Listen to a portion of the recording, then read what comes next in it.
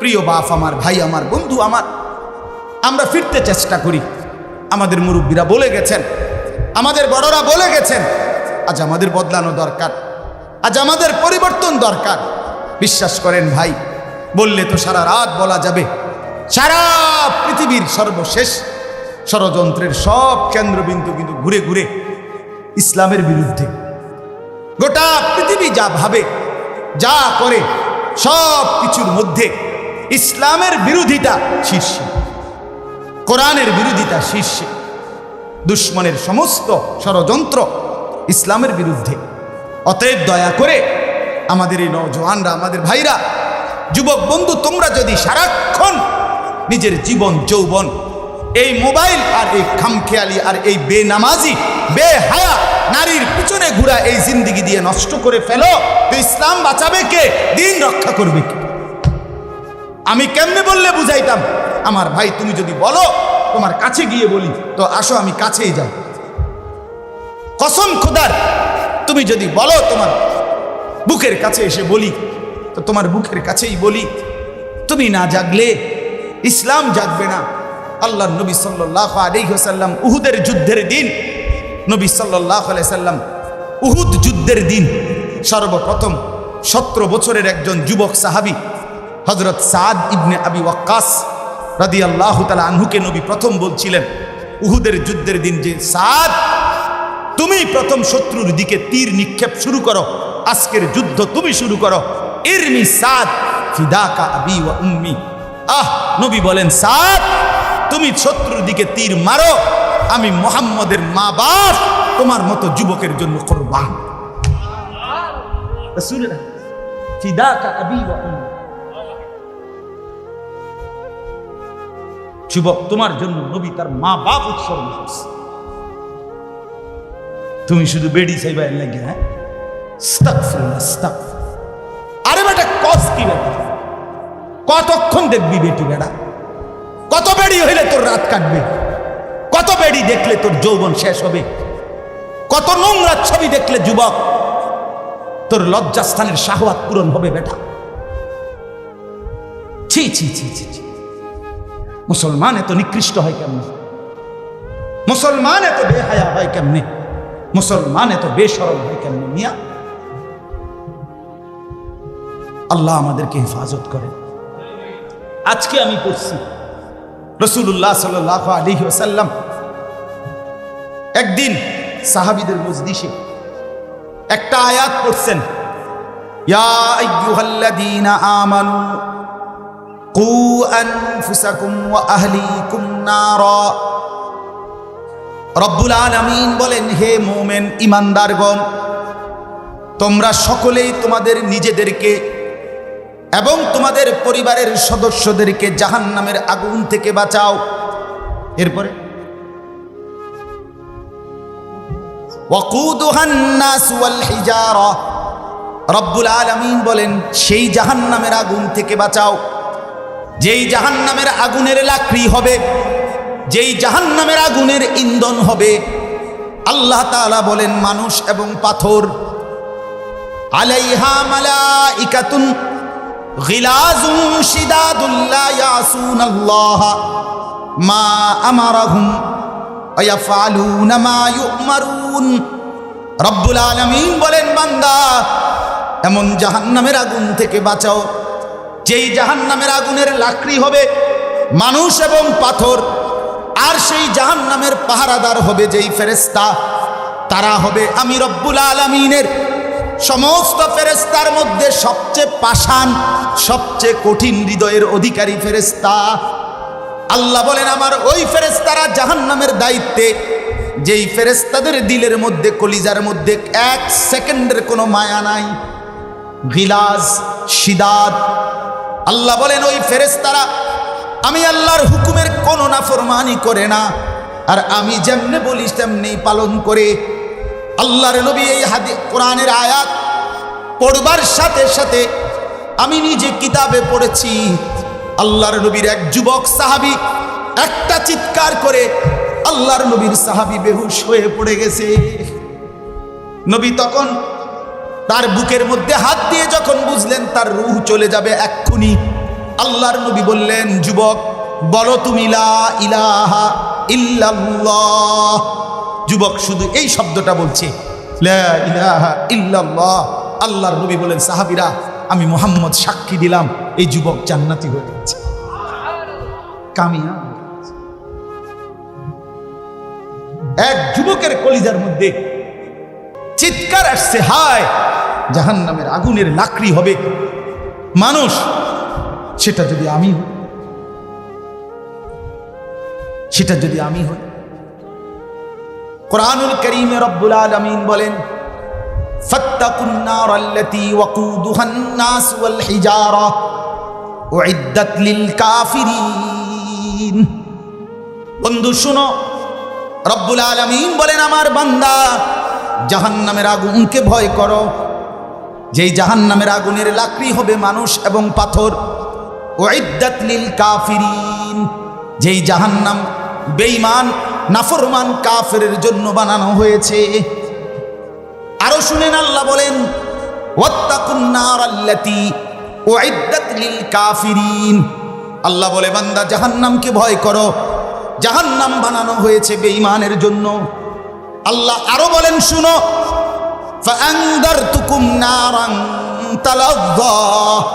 আল্লাহ বলেন আনদারতুকুম, আল্লাহ নিজের দিকে বলছেন, আল্লাহ বলে, বান্দা আমি আল্লাহ সরাসরি তুমি বান্দাকে প্রজ্বলিত আগুনের ভয় দেখাচ্ছি। আমি কিন্তু জ্বালায়া ফেলুম, আমি কিন্তু ছারখার করে দেব, আমি রব্বুল আলামিন আগুনে পুড়ে ছাই করে ফেলবো। রব্বুল আলামিন বলেন, কুল্লামা নাদিজাত জুলুদুহুম বাদদালনাহুম জুলুদান গায়রাহা। নাকি রব্বুল আলামিন বলে, জাহান্নামী মনে রাখবি, জাহান্নামের আগুনের কারণে তোর শরীরের চামড়া যখন জ্বলে পুড়ে ছাই হবে, সাথে সাথে 1 সেকেন্ড দেরি হবে না, নতুন চামড়া হয়ে যাবে। জুলুদান গায়রাহা। রব্বুল আলামিন বলে, এভাবে কোটি কোটি বছর অনন্তকাল চামড়া হবে আর জ্বলবে, চামড়া হবে আর জ্বলবে। আরো শুনবেন, রব্বুল আলামিন বলেন, লাহুম মিন ফাওকিহিম যুলালুম মিনান নার ওয়া মিন তাহতিহিম যুলাল যালিকা ইউখাফফিফুল্লাহু বিহি ইবাদাহ ইয়া ইবাদি ফাত্তাকুন।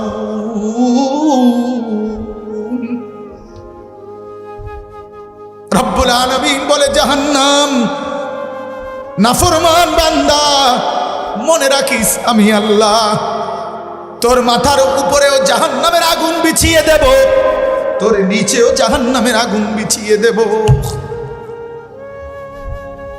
জাহান্নামের আগুন তোর মাথায়ও থাকবে, জাহান্নামের আগুন ভিতরেও নিচেও। যালিকা ইউখাফফিফুল্লাহু বিহি ইবাদাহ। আল্লাহ বলেন, বন্ধুরে আমি আমার বান্দাদেরকে কিন্তু আমি আল্লাহ সরাসরি জাহান্নামের ভয় দেখাইলাম। এবার আল্লাহ আবার বলে, ইয়া ইবাদি ফাত্তাকুন। আরে আমার বান্দা, তুই কিন্তু জাহান্নামকে ভয় করিস। আল্লাহ বলছে, আল্লাহ বলছে, আল্লাহ আমারে মাফ করে, আল্লাহ মাফ করে দেন।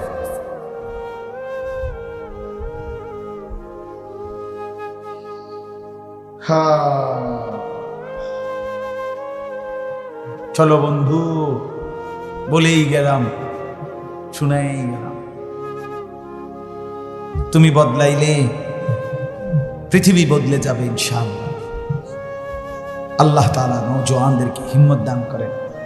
নওজোয়ান সাথীরা নিয়ত করেন তো ইনশাআল্লাহ নামাজ পড়বেন, নিয়ত করেন, বলেন, হাত তুলেন। বুড়ারা তুললেন না, মুরব্বীরা তুললেন না হাত, নওজোয়ান সাথী তুললেন। যুবক বন্ধু তোলো, হাত তোলো ইনশাআল্লাহ। আল্লাহ আপনি তৌফিক দান করেন, আল্লাহ আপনি হিম্মত দান করেন। তুমি চাইলে পারবে ভাইয়া, তুমি চাইলে পারবে। তোমার শরীর ভালো, স্বাস্থ্য ভালো, চোখ ভালো, নাক ভালো, কান ভালো, হাত ভালো, দেহ ভালো, সব ঠিক আছে, তুমি কেন সেজদা দিবা না? আল্লাহর কসম, এই কোরআনে আল্লাহ বলছে, হাসরের ময়দানে আমি আমার নাফরমান বান্দাকে বলবো, বান্দা আমার সেজদাগুলো আমারে দে। ওয়ায়ুদাউনা ইলা সুজুদ, খোদার কসম বন্ধু রব্বুল আলামিন বলবে, বান্দা সেজদাগুলো দে, এখন দে। এত লক্ষ সেজদা বাকি, জীবনের সেই সেজদাগুলো এখন দে। আল্লাহ আবার বলেন ফালা ইস্তাতিউন, রব্বুল আলামিন বলেন নাফরমান বান্দা কোটি চেষ্টা করেও আর পারবে না। আজকে কনুই বাঁকা হয়, আজকে কোমর বাঁকা হয়, আজকে হাঁটু বাঁকা হয় বন্ধু, খোদার কসম হাসরের ময়দানে আর কনুই ভাঙবে না, আর কোমর বাঁকা হবে না, আর হাঁটু ভাঙবে না, আল্লাহর কসম বন্ধু। তুই যুবক সেদিন সেজদা দিতে পারবি না কোটি চেষ্টা করেও। খাশিয়াতান আবসারুহুম তারহাকুহুম যিল্লাহ, আল্লাহ বলেন চোখ নামাইয়া লাঞ্ছনার বঞ্চনার বেইজ্জতি নিয়ে দাঁড়িয়ে থাকবে। ইয়াউমা ইয়াদ্দুজ জালিম, শুনাই না রে বন্ধু কোরআনের আয়াত, ঠিক কিনা বলেন? ঠাকুরমার জুলি বলছি না, রূপকথার কাহিনী শুনাইলাম না, তোর মালিকের কোরআন থেকে তোকে শুনাইলাম। আল্লাহ মাফ করে দেয়, মাফ করে দেয়। ফিকির করা চাই, ফিকির করা চাই, ফিকির করা। হযরতে ওসমান রাদিয়াল্লাহু তাআলা আনহু একদিন বলছিলেন যে হায়, কিয়ামতের ময়দানে যদি আমার 1 মিনিটের জন্য বলে ওসমান তোর ফয়সালাটা মুলতবি রাখলাম, তোরে জান্নাত দেব না জাহান্নাম দেব, এটা পরে ফয়সালা হবে। হযরতে ওসমান বলেন আল্লাহর কসম, ওই মুহূর্ত আসার আগে আমি আল্লাহর কাছে দোয়া করব, আল্লাহ আমারে ছাই বানায় দেন, আমারে মাটি বানায় দেন, তবু আমারে হাসরের ময়দানে এই কথা বললেন না,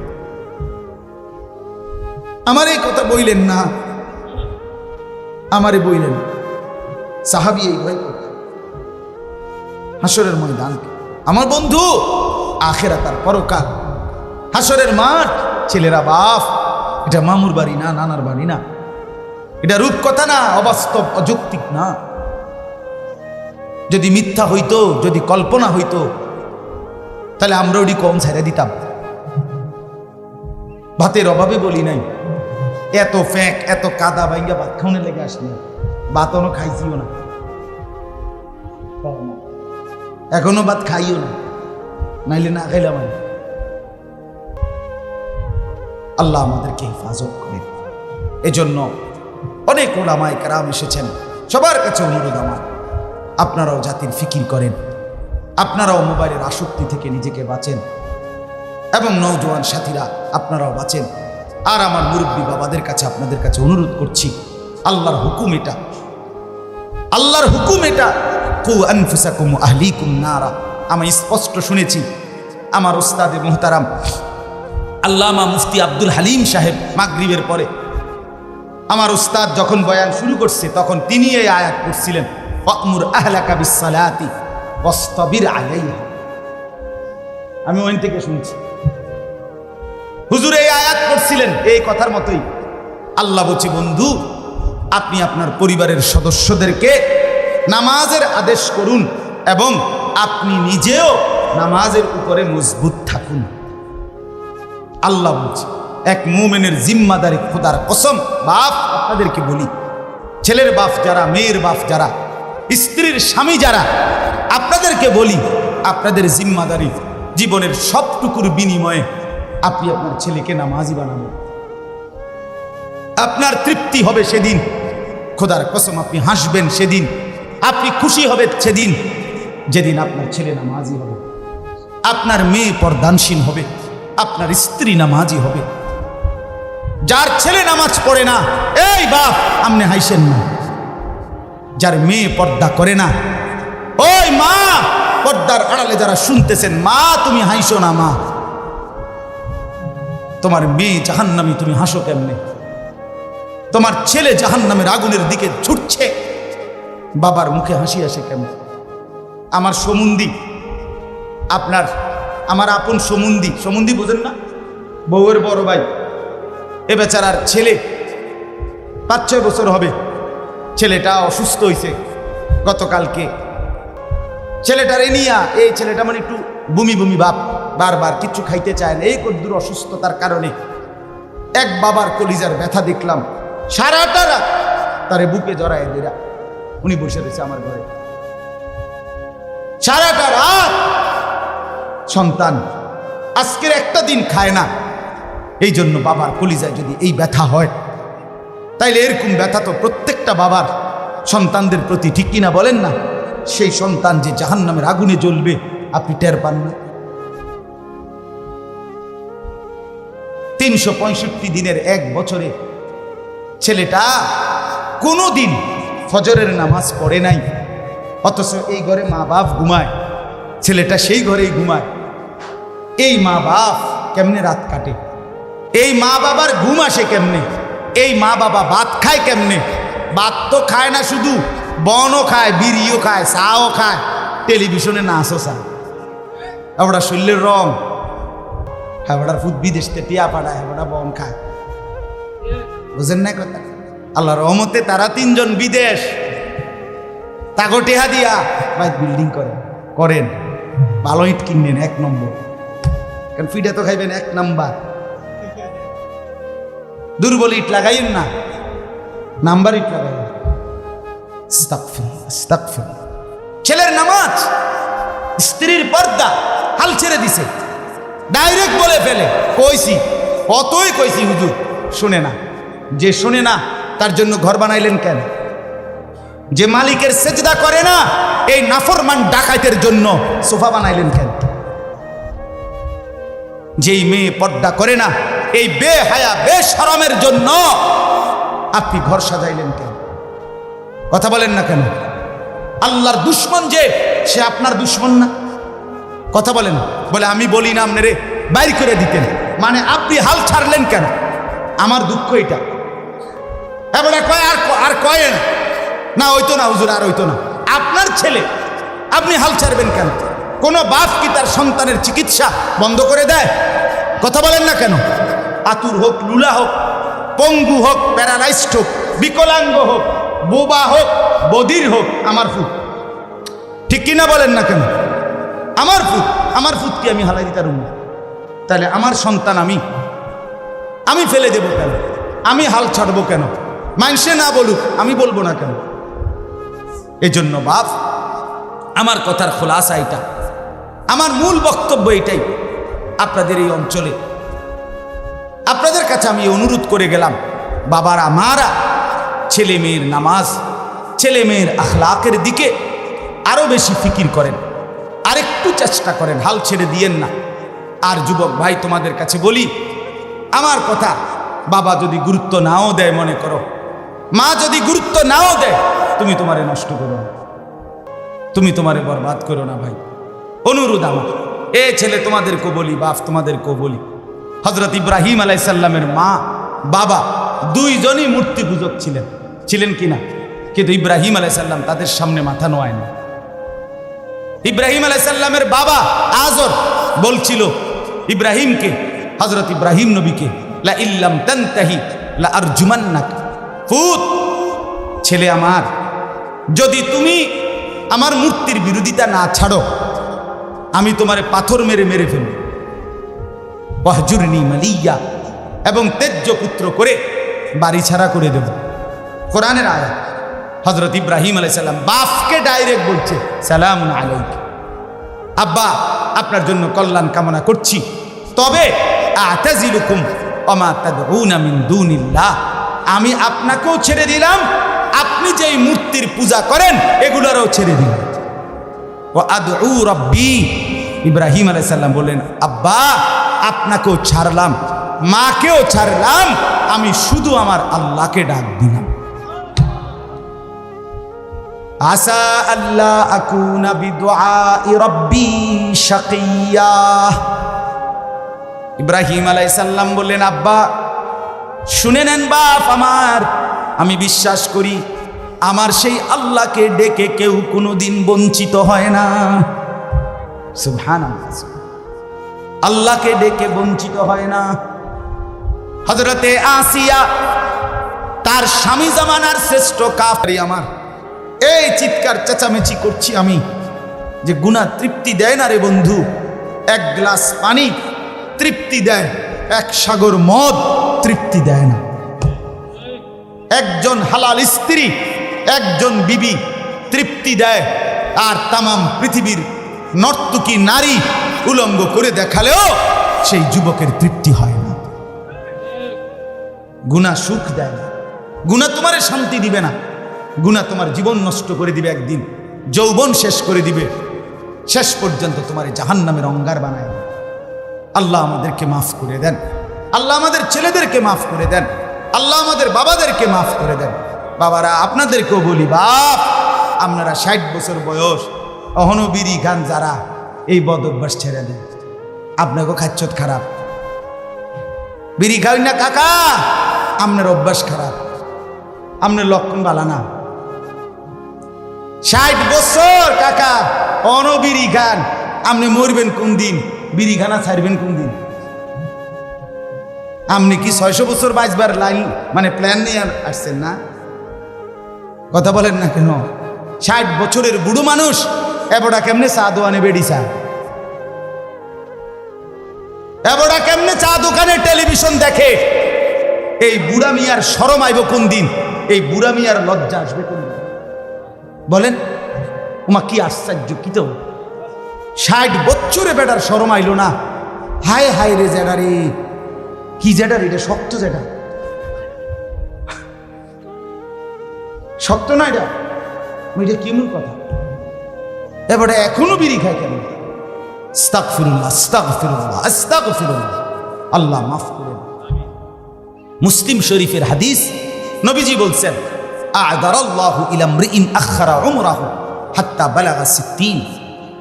নবীজি বলছেন, যাকে আল্লাহ 60 বছর হায়াত দিছে, বিশুদ্ধ হাদিস, কিয়ামতের দিন সে যদি দুনিয়ায় জাহান্নাম থেকে নিজেকে বাঁচাইতে না পারে, জান্নাতের আমল করতে না পারে, আল্লাহর রাসূল বলছে, বিশ্বাস করেন বা নবীর হাদিস, আল্লাহ তাকে কিয়ামতের ময়দানে কোনো কথা বলার, কোনো কারণ দর্শাইবার সুযোগ দিবে না। মানে খার কাটাইয়া ফিরে দিবে, মানে দাঁড়াইলেই আল্লাহ ফেরেশতা করে শুধু ফিট, যেটারে ফিটও, হ্যাঁ হ্যাঁ শুধু ফিটাল। আ'দারাল্লাহু হলো সালবে মা আখাজ, বুঝছেন না? বাবে ইফআল, অর্থাৎ কোনো ওজর রাখবে না, কোনো কিছু বলার কি দিবে না, সুযোগ। 60 বছরে কত রোদ, কত বৃষ্টি, কত রাত, কত দিন, কত লাশ, কত কবর, কত দাফন দেখলো এই লোক। কিও কি কম দেখছে? কথা বলেন না। এত কিছু দেখার পরেও যেই বুড়ো চাচা জীবনটা সুন্দর করলো না, এবারটা ভালো হইব কেমন? এবারে ফিরতো নাকি? কারে ফিটবো তেন? হ্যাঁ, সুযোগ দিবেন। হাদিসে নবী বলছে সুযোগ দিবেন। কোরআনে আছে, ওয়ালাম্মা বালাগা আশুদ্দাহু ওয়া বালাগা 40 সানা, বয়স 40 হয়ে গেলে আল্লাহ বলছে দুনিয়া ঘুষায় ফেলো, পুরা মনোযোগ আখিরাতের দিকে ফিরাও, দোয়া শুরু করে দাও।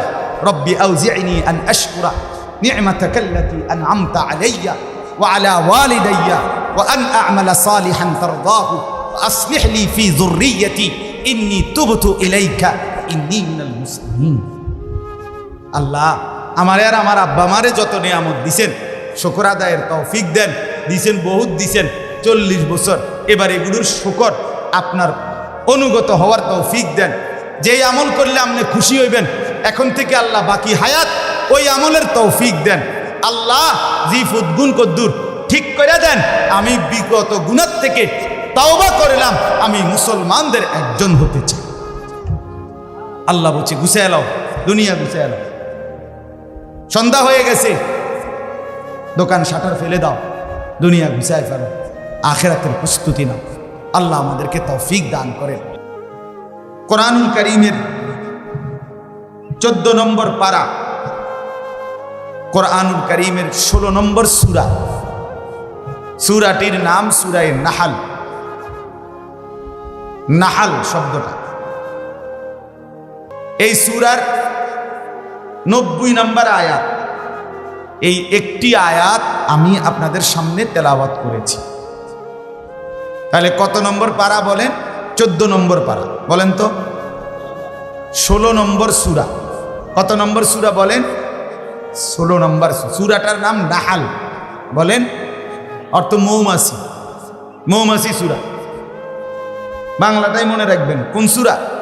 মৌমাছি সূরা, 16 নম্বর সূরা। মৌমাছি চেনেন না? মৌমাছি। এই মৌমাছি সূরার 90 নম্বর আয়াত আমি আপনাদের সামনে তেলাওয়াত করেছি। মজার বিষয় হলো, আমি এই চেয়ারে যতক্ষণ ছিলাম, আমার নাম ঘোষণা দেওয়ার আগে ওই পর্যন্ত আমার জেহানে মানসিকভাবে প্রস্তুতি নিছিলাম কোরআনুল কারীমের 28 নম্বর পারার একটি আয়াত তর্জমা করার জন্য। এখানে যখন বসছি তখন আমার এই আয়াতের কথা মনে হয়েছে যে না, এইটা পড়ি। কেন মনে হয়েছে? একেবারে সত্যি কথা, এনে বসছি আর মনে হয়েছে। কেন মনে হয়েছে? এই আয়াতের ভিতরে হুবহু এই সংগঠনের নামটা আছে, এই জন্য এটা মনে হয়েছে। এটার নাম যে আল ইহসান, তে এইখানে এটা আছে এই আয়াত, ইন্নাল্লাহা ইয়া'মুরু বিল আদলি ওয়াল ইহসান। এই যে হুবহু এই শব্দ, এইটা এখানে বসছি আর মনে হয়েছে। এই জন্য আবার উল্টাইয়া এই পৃষ্ঠাটা বের করে এই আয়াতটি তেলাওয়াত করলাম। আল্লাহ তাআলা এই সংগঠনটিকে নওজোয়ানদের পরিবর্তনের জন্য কাজ করার তৌফিক দান করুক। আমার প্রিয় ভাই, আমি আবারও অনুরোধ করছি, যারা এই আল ইহসান ইসলামী যুব সংগঠন করেছেন, আজকে আমি আসার পরে অনেক নওজোয়ানকে দেখছি যারা গলার মধ্যে কার্ড লাগিয়ে স্বেচ্ছাসেবকের ফিকির করছেন, দৌড়াদৌড়ি করছেন, মেহনত করছেন। এখন আলহামদুলিল্লাহ ওলামায়ে কেরাম যারা বয়ান করার, মূলত তারা সবাই বয়ান শেষ হয়ে গেছে, উল্লেখযোগ্য ভারী আর কোনো কাজ নাই। এই জন্য আমার বিনীত অনুরোধ, অল্প একটু সময়, আমি কোনোভাবেই, আমাকেও এই রাস্তা পার হয়ে কুমিল্লা ক্যান্টনমেন্ট ফিরে যেতে হবে আবার, আল্লাহ চাহে তো ইনশাআল্লাহ। আমি সবার পরে পড়ে গেছি এমনিতেই।